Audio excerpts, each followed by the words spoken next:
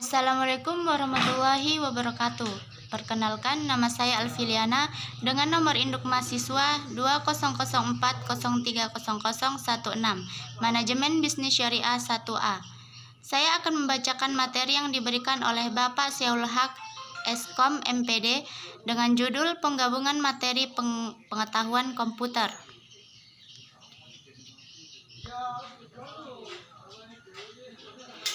Baik, materi pertama yaitu konsep dasar dan sejarah perkembangan komputer.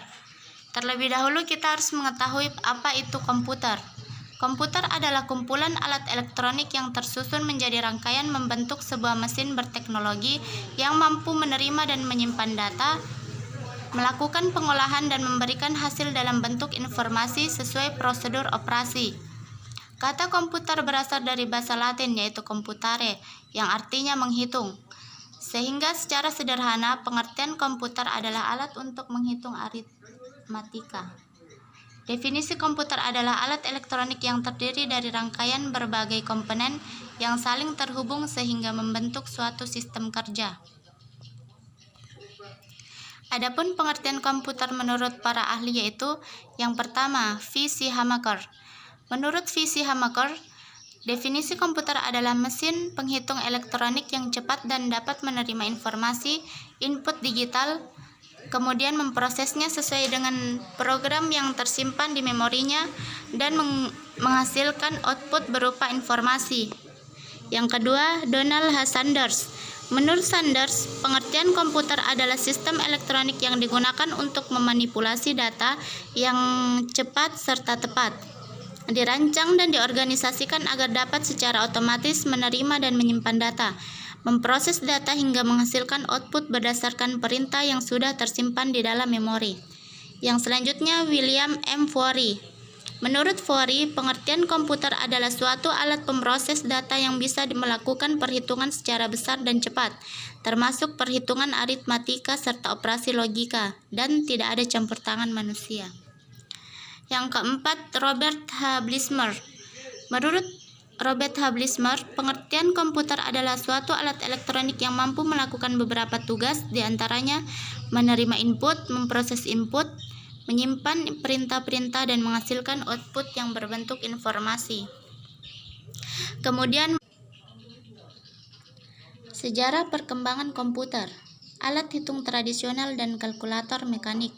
Yang pertama, abakus. Yang kedua, alat ini kemungkinan penggunaannya untuk melakukan perhitungan menggunakan biji-bijian yang diatur pada sebuah rak. Yang ketiga, muncul sekitar 500 tahun yang lalu di Asia Kecil. Yang keempat, berbentuk kotak persegi kuningan. Yang kelima, kalkulator pada numerik atau numerical well calculator. Yang keenam, ditemukan oleh Blaise Pascal pada tahun 1642. Adapun manfaat komputer yaitu sebagai sarana komunikasi, alat hiburan, sarana mempermudah kerja, alat pendidikan, sarana informasi, sarana usaha, sarana kontrol, dan sarana alat kesehatan. Yang selanjutnya, materi kedua, sejarah perkembangan komputer dari masa ke masa. Pada generasi pertama, pada tahun 1940 sampai dengan 1959, pada periode ini, komputer dikembangkan menggunakan tabung vakum untuk sirkuit dan drum magnetik untuk penyimpanan memori. Tabung vakum digunakan untuk memperkuat sinyal dengan mengendalikan gerakan elektron di ruang evakuasi. Komputer generasi pertama sangatlah sulit untuk dioperasikan dan berbiaya sangat mahal. UNIVAC dan ENIAC adalah contoh komputer generasi pertama yang digunakan pada Badan Sensus Amerika Serikat. Generasi kedua pada tahun 1959 sampai dengan 1970. Teknologi tabung vakum mulai tergantikan dengan transistor. Penggunaan transistor pada komputer mulai digunakan di akhir tahun 1950-an. Keunggulan transistor adalah bentuknya yang lebih kecil. Dengan bentuk minimalis dari transistor, komputer menjadi lebih kecil dan hemat energi. Di generasi kedua ini, bahasa pemrograman mulai diperkenalkan seperti COBOL dan Fortran. Teknologi penyimpanan memori juga berubah dari drum magnetik menjadi teknologi magnetik. IBM 7000, NCR 304, IBM 650, IBM 1401, Atlas and Mark III adalah contoh dari generasi kedua komputer. Selanjutnya generasi ketiga pada tahun 1964 sampai dengan tahun 1971. Pengembangan sirkuit terpadu adalah ciri khas dari generasi ketiga komputer. Bentuk transistor semakin diperkecil dan ditempatkan di chip silikon yang dinamakan semikonduktor. Teknologi ini semakin mempercepat kinerja komputer. Selama periode ini, mouse dan keyboard mulai diperkenalkan. Generasi ketiga juga sudah dilengkapi dengan sistem operasi PDP-8, PDP-11, ICL 2900, IBM 360, dan IBM 370 adalah contoh dari komputer generasi ketiga. Generasi keempat pada tahun 1970 sampai 1980-an. Di periode ini prosesor mikro mulai diperkenalkan saat ribuan sirkuit terpadu dimasukkan ke dalam sebuah silikon chip yang kecil. Prosesor pertama Intel 404 chip mulai menjadi otak utama di sebuah komputer. Saat periode inilah istilah personal komputer mulai digunakan. Dengan teknologi yang lebih maju, generasi keempat menjadi tonggak awal pembangunan internet. IBM 4341, DEC 10, Star 1000, PUP 11, dan Apple II adalah contoh komputer generasi keempat. Generasi kelima pada tahun 1980 sampai sekarang. Komputer generasi kelima dibangun berdasarkan teknologi kecerdasan buatan dan masih dalam tahap pengembangan. Berikut adalah gambar dari contoh komputer generasi pertama, generasi kedua, generasi ketiga, generasi keempat, serta generasi kelima. Materi ketiga, apa itu alat input, output, dan alat proses? Yang pertama, alat input adalah alat-alat yang berfungsi memasukkan data atau perintah ke dalam komputer. Contohnya, keyboard berfungsi memasukkan huruf, angka, karakter khusus serta sebagai media bagi user atau pengguna untuk melakukan perintah-perintah lainnya yang diperlukan.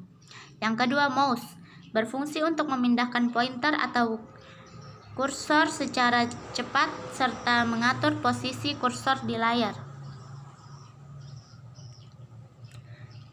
Yang ketiga, scanner berfungsi untuk mengopi atau menyalin gambar atau teks yang kemudian disimpan dalam memori komputer.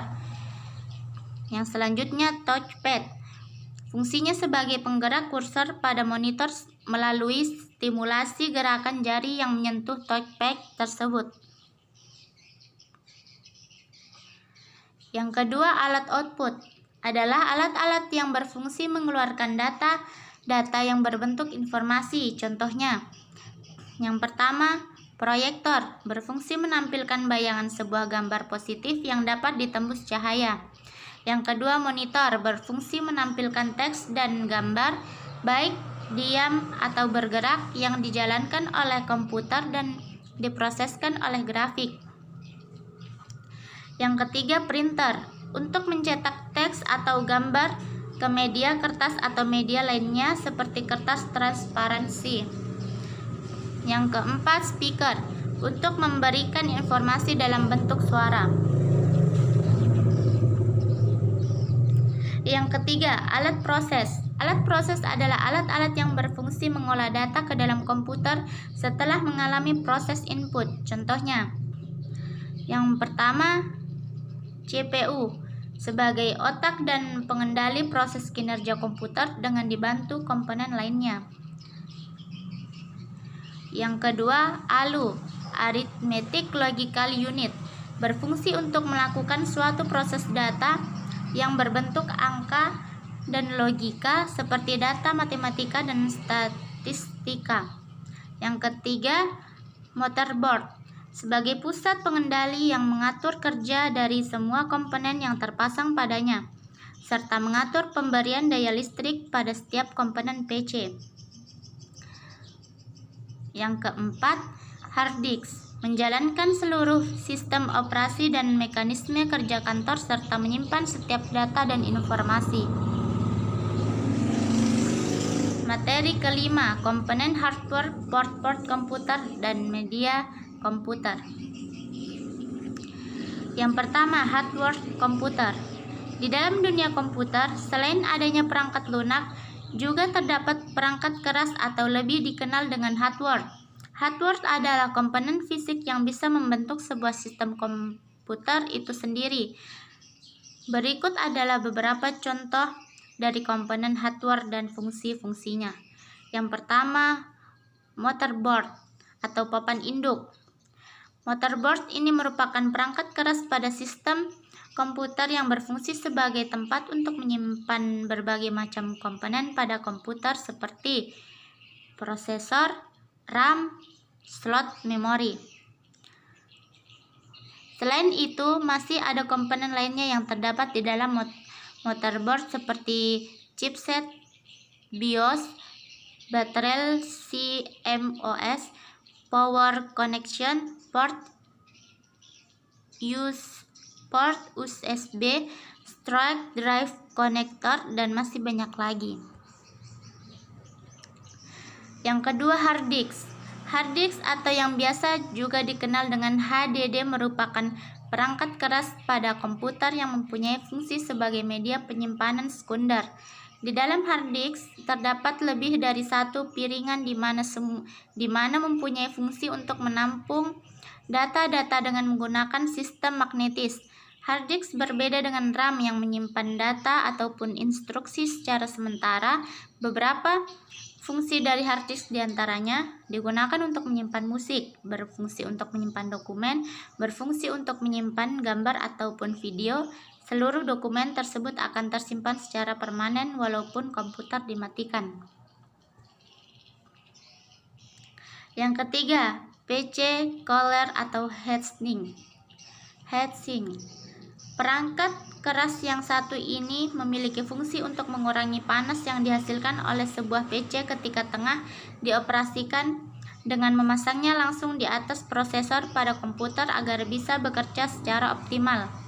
Selain itu, hardware komputer yang satu ini juga akan dilengkapi dengan kipas yang bisa mempercepat adanya proses pendinginan. Hardware ini sendiri biasanya terbuat dari bahan aluminium.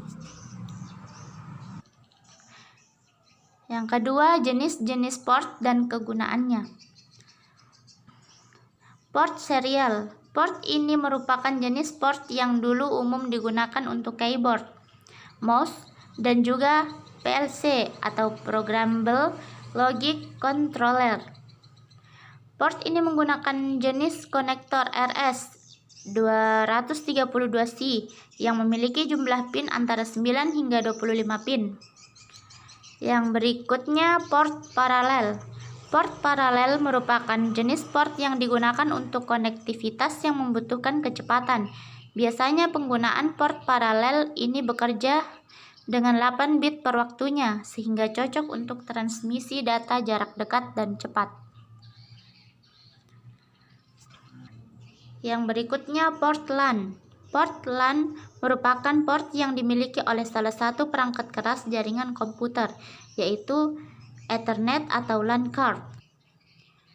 Yang ketiga, media penyimpanan komputer. 1. Punch card. Media ini ditemukan pada tahun 1725 oleh Basile Bacon dan terus digunakan hingga tahun 1970. Punch card ini memiliki 90 kolom dan jumlah data yang bisa disimpan atau kapasitas di dalam media penyimpanan ini sangatlah kecil. Selain itu, fungsi utama media ini bukan untuk menyimpan informasi atau data untuk manusia, melainkan untuk menyimpan pengaturan atau setting untuk mesin yang berbeda. Yang kedua, paper tab. Orang pertama yang mengetahui penggunaan paper tab yang biasanya digunakan untuk mesin faksimili dan mesin telegram tahun 1846 ini bernama Alexander Bain. Setiap baris tab menampilkan satu karakter, tetapi Karena kita bisa melipatnya dengan mudah, maka media ini dapat menyimpan data lebih banyak daripada punch card. Yang ketiga, Selectron Tube. Pada tahun 1946, RCA mulai mengembangkan Selectron Tube yang merupakan awal format memori komputer. Perangkat ini berukuran 10 inci dan dapat menyimpan data sebanyak 4096 bits. Yang keempat, Magnetic Tape. Telah digunakan pertama kali oleh IBM untuk menyimpan data pada tahun 1950-an. Sebuah roll magnetic tape dapat menyimpan data setara dengan 10.000 punch card. Berikut materi ke-6, fungsi dan kegunaan perangkat lunak. Pengertian. Perangkat lunak atau software adalah sekumpulan data elektronik yang tersimpan dan dikendalikan oleh perangkat komputer. Data elektronik tersebut meliputi instruksi atau program yang nantinya akan menjalankan perintah khusus. Fungsi perangkat lunak. Yang pertama, memproses data, perintah atau instruksi khusus agar pengguna dapat mengoperasikan komputernya sesuai dengan hasil informasi yang diinginkan. Yang kedua, sebagai sarana interaksi yang menghubungkan pengguna dengan perangkat kerasnya. Yang ketiga, mengidentifikasi suatu program yang ada di sebuah komputer. Yang keempat, menyediakan fungsi dasar dari sebuah perangkat keras agar dapat dioperasikan, seperti ketersediaan sistem operasi pada komputer. Yang kelima, penerjemah suatu perintah software lainnya ke dalam bahasa mesin agar dapat dimengerti oleh komputer.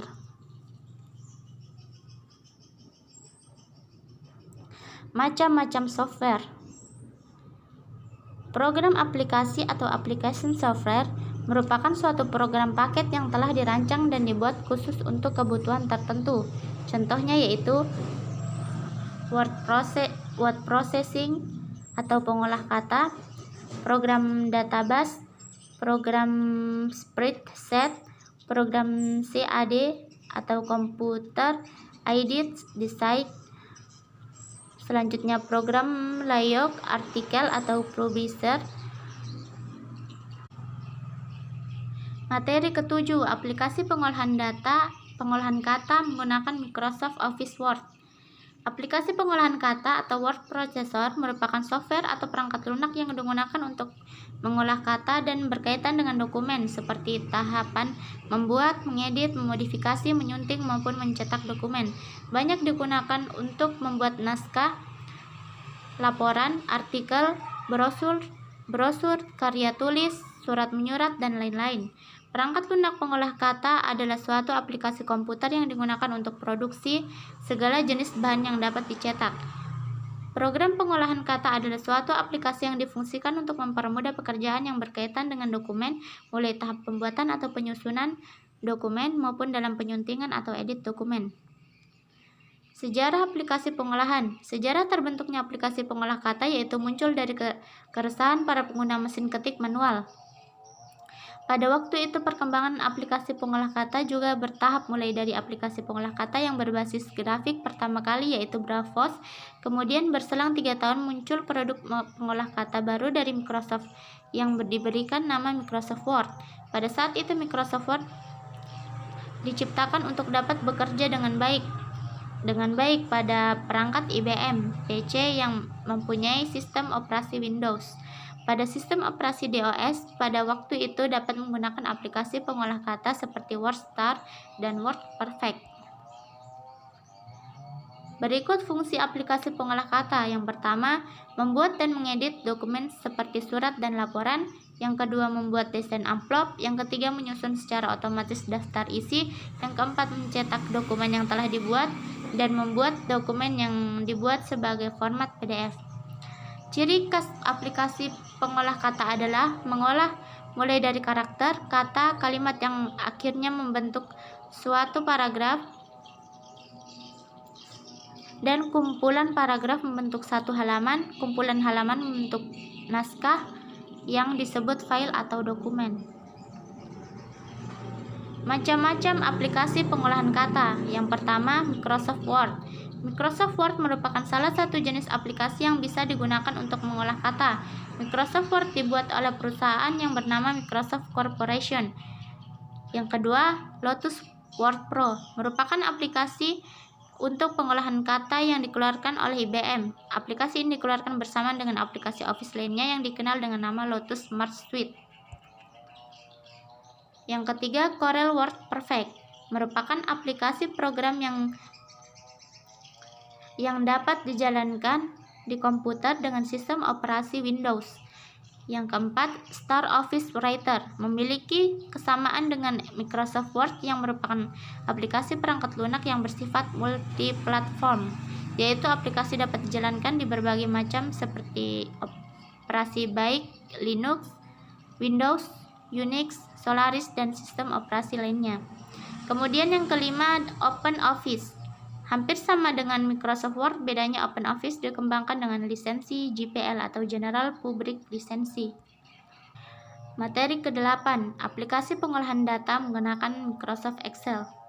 Microsoft Excel atau Microsoft Office Excel adalah sebuah program aplikasi lembar kerja yang dibuat dan didistribusikan oleh Microsoft Corporation untuk sistem operasi Microsoft Windows dan Mac OS.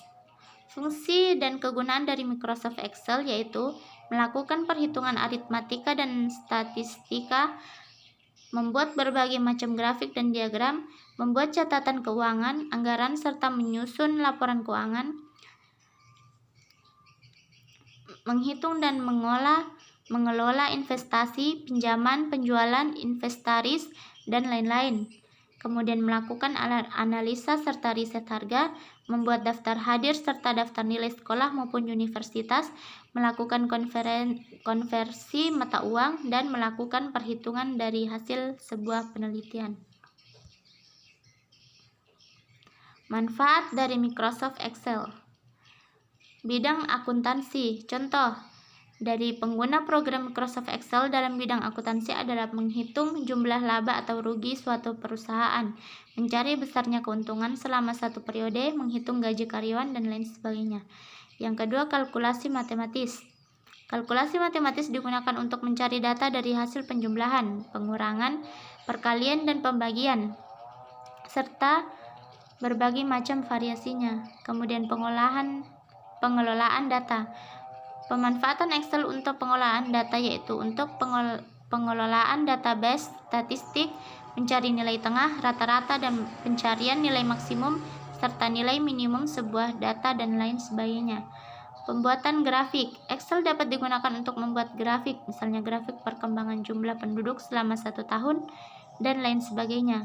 Yang kemudian operasi table dengan jumlah baris pada Microsoft Excel yang mencari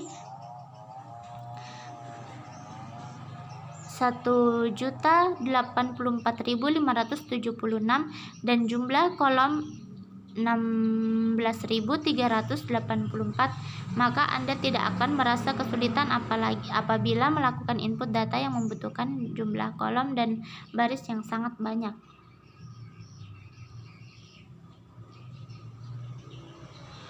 Menu dan fungsi pada Microsoft Excel. Yang pertama, title bar merupakan menu yang menampilkan informasi berupa identitas program serta berkas aktif yang sedang dibuka. Yang kedua, tab menu merupakan deretan menu yang terletak pada bagian atas yang berisi instruksi yang dapat digunakan. Yang ketiga, toolbar atau ribbon menampilkan beragam icon yang telah dipilih oleh pabrikan atau pengguna untuk memudahkan eksekusi perintah. Yang keempat, formula bar merupakan sebuah kotak yang dapat digunakan untuk memasukkan rumus yang ingin digunakan. Kelebihan dan kekurangan Microsoft PowerPoint. Kelebihan Microsoft PowerPoint: pengguna mudah membuat presentasi slide. PowerPoint memiliki beragam tools pembantu, template bervariasi, file bisa diekspor ke PDF. PowerPoint mempunyai fitur kolaborasi, memiliki fitur layanan awan, dan fitur proyeksinya sangat bisa diandalkan. Kekurangan Microsoft PowerPoint yaitu tidak bisa digunakan di komputer dengan OS lain, khususnya Windows. Harga lisensinya mahal dan program berat.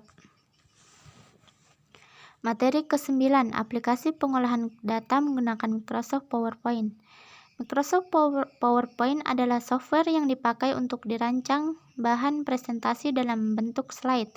Menurut Susilana, PowerPoint merupakan program aplikasi presentasi dalam komputer. Fungsi Microsoft PowerPoint yang pertama memudahkan pengguna mengatur materi yang hendak disampaikan. Yang kedua, membuat audiens lebih gampang memahami materi presentasi karena hanya menampilkan poin-poin utama yang disuguhkan dalam bentuk slide. Yang ketiga, membuat penyajian materi lebih berkesan, apalagi jika pengguna menambahkan animasi-animasi di dalamnya. Bagian-bagian dari Microsoft PowerPoint. Yang pertama, tombol Office adalah tombol-tombol yang dipakai dalam mengakses perintah dasar yang berhubungan dengan dokumen. Yang kedua, Quick Access Toolbar adalah ikon-ikon yang dipakai dalam mengakses perintah penggunaan secara cepat. Yang ketiga, tab menu adalah berisi menu-menu yang menunjukkan perintah-perintah untuk mengolah sebuah dokumen. Materi ke-10, aplikasi internet, pemanfaatan pengenalan email, jejaring sosial, serta browsing. Interconnection networking atau yang sering biasa disebut dengan internet adalah suatu jaringan yang terhubung menggunakan standar sistem global sebagai pertukaran paket untuk melayani berjuta-juta atau lebih orang atau pengguna yang menggunakan internet. Fungsi dan tujuan internet yang pertama, memudahkan untuk mengakses informasi, memudahkan komunikasi, memudahkan dalam pekerjaan. Manfaat internet untuk bisnis, internet dengan metode belajar online, dengan memudahkan siswa maupun mahasiswa dalam berinteraksi dan mempelajari pelajaran yang diinginkan secara otodidak. Kemudian manfaat internet untuk sarana hiburan yaitu dengan mencari informasi secara cepat. Contoh aplikasi internet. Yang pertama, World Wide Web atau WWW, suatu web yang digunakan untuk membuka apa yang akan dicari oleh si pengguna internet itu sendiri. Yang kedua, Electronic Mail atau email merupakan aplikasi yang sering digunakan pengguna internet karena email merupakan alat komunikasi yang murah dan cepat yang dapat menghubungkan antara pengguna internet dengan teman atau saudara lainnya yang sama-sama menggunakan aplikasi email ini. 1. Email. Email atau surat elektronik adalah suatu sarana untuk mengirim dan menerima surat atau pesan dengan format digital melalui jalur jaringan komputer dan internet.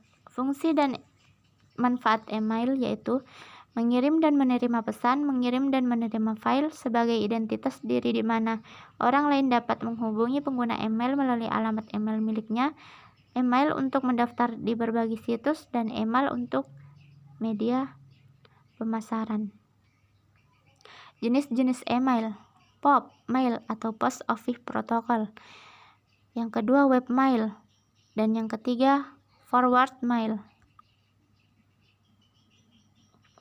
Jejaring sosial adalah suatu struktur sosial yang dibentuk dari simpul-simpul atau yang umumnya adalah individu atau organisasi yang dijalin dengan satu atau lebih tipe relasi spesifik seperti nilai, visi, ide, teman, keturunan, dan lain-lain. Jejaring sosial lebih mengacu pada situs atau website yang digunakan sebagai tempat berkumpulnya orang banyak tanpa dibatasi dan memiliki jalur ikatan seperti keluarga, teman, rekan bisnis, dan lain sebagainya. Adapun pemanfaatan jejaring sosial yaitu membantu mencari dan menggali informasi atau data yang dengan cepat, memudahkan dalam memperoleh informasi sehingga manusia mengetahui apa yang terjadi, kemudian memudahkan transaksi dalam bisnis, dapat digunakan sebagai lahan informasi dalam bidang pendidikan, politik, kebudayaan, dan lain-lain, serta sebagai media pertukaran data dengan para pengguna web di seluruh dunia. Yang ketiga, browsing. Secara umum, pengertian browsing adalah suatu Aktivitas yang dilakukan di dalam media internet dengan menggunakan aplikasi perangkat lunak yang bernama web browser atau sering disebut dengan browser saja. Jadi kita browsing adalah mencari informasi di dalam jaringan internet. Adapun beberapa fungsi browser diantaranya 1. Firefox adalah penjelajah web antar platform gratis yang dikembangkan oleh Yayasan Mozilla dan ratusan sukarelawan. Yang kedua, Google Chrome adalah sebuah penjelajah web sumber terbuka dan dikembangkan oleh Google dengan menggunakan mesin rendering WebKit. Yang ketiga, Internet Explorer adalah sebuah browser web proprietor yang gratis dari Microsoft. Yang keempat, Opera. Materi ke-11, aplikasi internet, pemanfaatan, pengenalan aplikasi internet, dan browsing. Internet adalah suatu jaringan komunikasi yang memiliki fungsi untuk menghubungkan antara satu media elektronik dengan media elektronik yang lain dengan cepat dan tepat. Jaringan komunikasi tersebut akan menyampaikan beberapa informasi yang dikirim melalui transmisi sinyal dengan frekuensi yang telah disesuaikan. Berikut beberapa fungsi internet secara umum, diantaranya sebagai media komunikasi, sebagai media untuk mengakses berita, dan sebagai media untuk bertukar sumber daya. Materi ke-12, peranan sistem informasi dalam bisnis. Sistem informasi adalah suatu sistem di dalam suatu organisasi yang mempertemukan kebutuhan pengolahan transaksi harian, mendukung operasi, bersifat manajerial dan kegiatan strategi dari suatu organisasi, dan menyediakan pihak luar tertentu dengan laporan-laporan yang diperlukan. Definisi informasi dalam bisnis adalah data kenyataan yang menggambarkan suatu kejadian-kejadian dan kesatuan yang nyata, diolah menjadi bentuk yang lebih berguna dan lebih berarti bagi yang menerimanya. Jenis-jenis sistem informasi. Yang pertama, Transaction Processing System atau TPS. Yang kedua, Office Automation System atau OAS, dan Knowledge Work System atau KWS. Yang ketiga, Sistem Informasi Manajemen atau SIM. Yang keempat, Decision Support System atau DSS. Contoh sistem informasi dalam bisnis antara lain sistem reservasi penerbangan, sistem layanan akademis yang memungkinkan mahasiswa memperoleh data akademis dan mendaftar mata kuliah yang diambil pada tiap semester. Kemudian sistem penjualan secara kredit agar dapat memantau hutang pelanggan yang jatuh tempo. Manfaat sistem informasi dalam dunia bisnis. Yang pertama, meningkatkan akurasi data. Yang kedua, mempermudah koordinasi. Yang ketiga, meningkatkan kualitas SDM atau sumber daya manusia. Yang keempat, menekan biaya operasional. Sekian materi yang saya bawakan, kurang lebihnya mohon dimaafkan. Saya akhiri dengan ucapan wabillahi taufiq wal hidayah. Wassalamualaikum warahmatullahi wabarakatuh.